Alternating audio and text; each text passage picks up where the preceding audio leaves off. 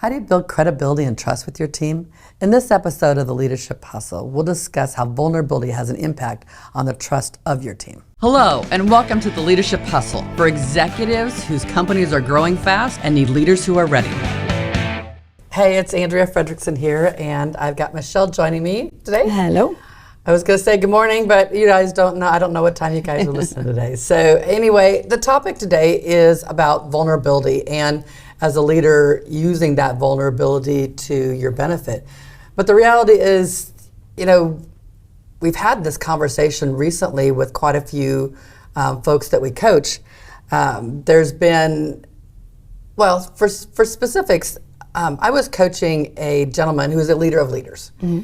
And we did his 360, and it came back that he was having some difficulty relating to other people. And what I said to him was, you need to show more vulnerability. And his response was, I am not going to air all my dirty laundry to all my people. I'm like, all right, we've got a misunderstanding about yes. what vulnerability is and things like that. So as we get started, let's talk a little bit about what does it mean to be vulnerable as a leader. Yes. And then we can kind of go into why even go down that path? Okay? Well, just kind of flipping this. So when you think about it in the workplace, right, kind of let's single it into the workplace. What is your definition? How do you define? So I talk about vulnerability as the ability to recognize, when you've made a mistake and to come clean about, I did that wrong, I could have done that better. Being vulnerable, even sharing when you've made mistakes in the past, what you learned from it. Definitely. And looking at those scenarios where you're not really keeping that arm's length away from people, you're letting them in and letting them know you a little bit. I'm not asking people to tell what goes on behind closed doors or, tell all your shortcomings. I'm not asking about all of those things, but just when you've made a mistake or when you've made a situation where you've learned something from those scenarios or the things that you go through when you're processing or making a decision. So just letting people know about those things. Yes, sharing those. And I do think that relatedness, right? So getting to know them a little bit on the personal side. Again, it's not about sharing all of your dirty laundry by no means, but it is a little bit of that, what do you enjoy doing outside of work? What do you enjoy, what do you have going on this weekend? It's just a little bit of that small talk where people are like, oh, they can relate, they can connect. Right. Because not everyone can connect on that professional side, even though they're your employee, there's still gonna be some disconnects, right?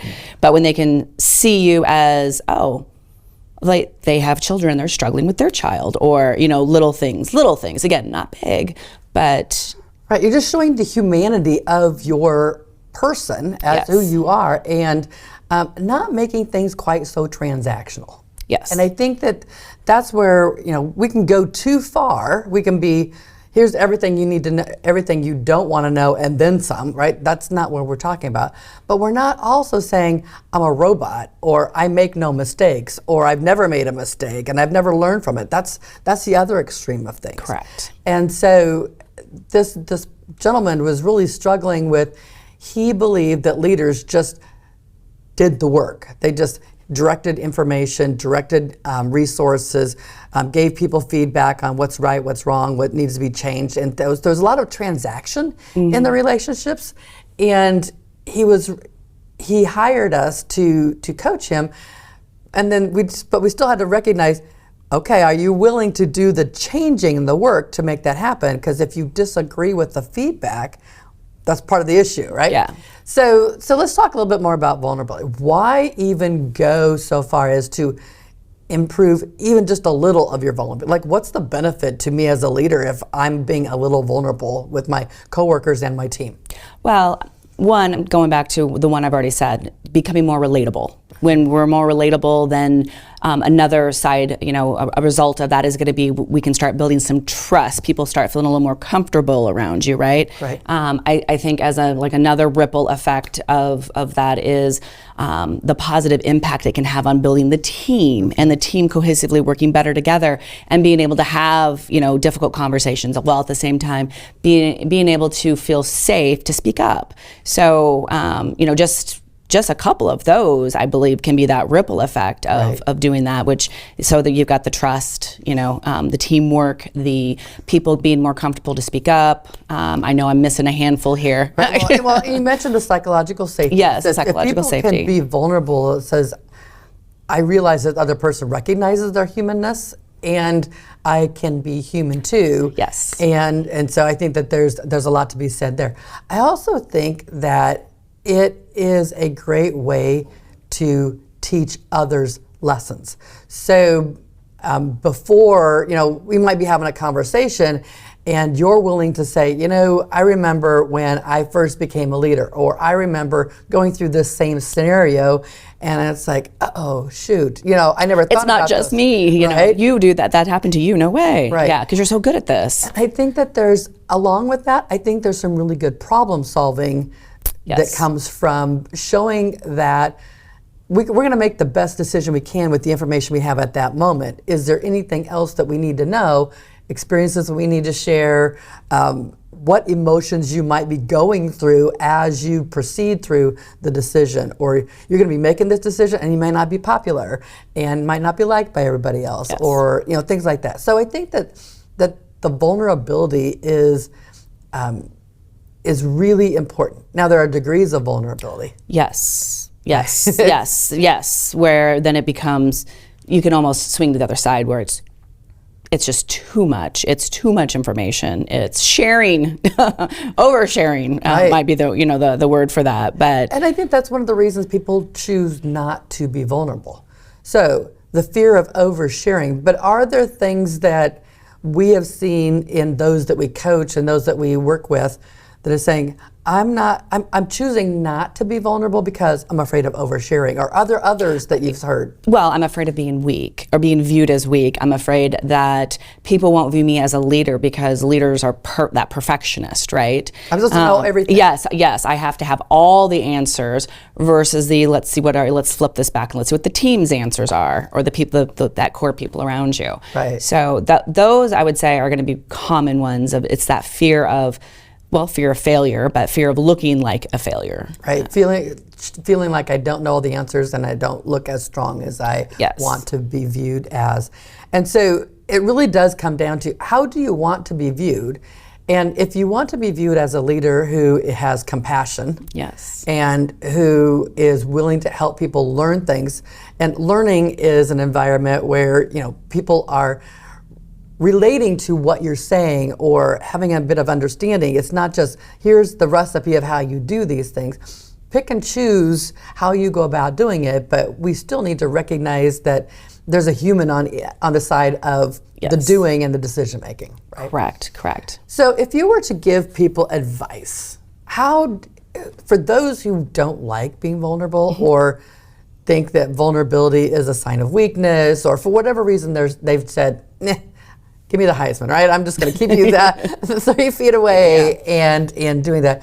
What are some things that you offer those that you lead or coach to help them become vulnerable? Well, one is the question, what type of culture do you want? How do you want your people interacting and working together? Okay.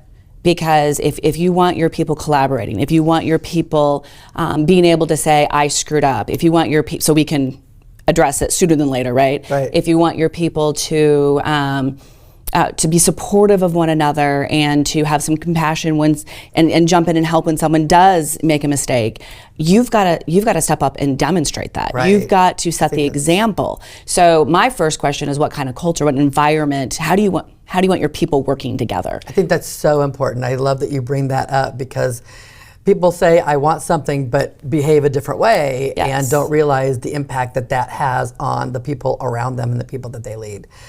I also think that if you're going to, as you work toward becoming more vulnerable, kind of have to start small. Yes.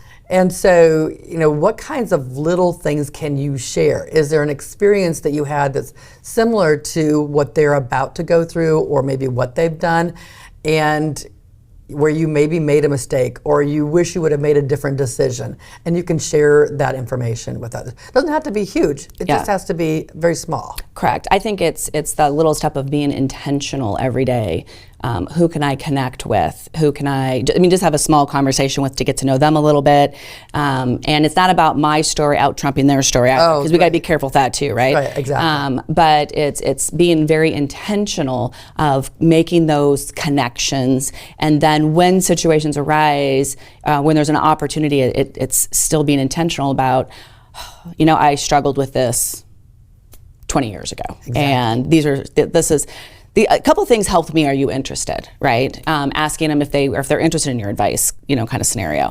But it's something where every day you have to be thinking about when the moment happens, because that's the thing is, I can't predict. No one can predict that someone's going to make a mistake, or no one's going to be able to predict that someone comes in really sad, or had something really that was really bothered them outside of work, right?